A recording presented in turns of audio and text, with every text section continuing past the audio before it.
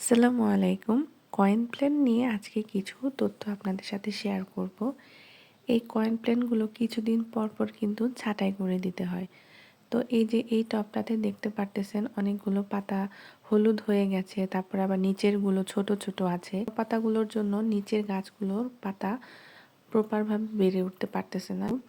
তো নিচেরগুলো আমি ওভাবেই রাখবো, কারণ হচ্ছে ওগুলো এখন অনেক হেলদি আর এগুলো আস্তে আস্তে পুষ্টিগুণ কমে আসতেছে।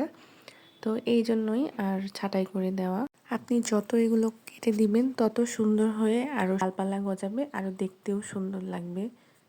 এই টবগুলোর সবগুলো পাতাই হেলদি, জাস্ট যেগুলো হলুদ আমি সেগুলোই কেটে দিব।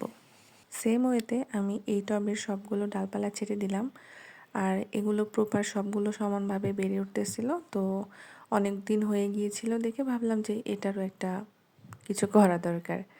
তো এইভাবে আমি সবগুলো কাট করে দিলাম। আর আরেকটা যে টব দেখতে পারতেছেন, এটা অনেক সুন্দর। কিছুদিন আগে এটা আমি ছেটে দিয়েছিলাম, যার কারণে হচ্ছে এটা সবগুলো সুন্দর আছে। কয়েন প্ল্যান্ট কিন্তু রোদযুক্ত স্থান আর অনেক বেশি পানি পছন্দ করে। আপনি যত বেশি পানি দিবেন আর রোদযুক্ত স্থানে রাখবেন তত বেশি এরা সুন্দর হয়ে থাকবে।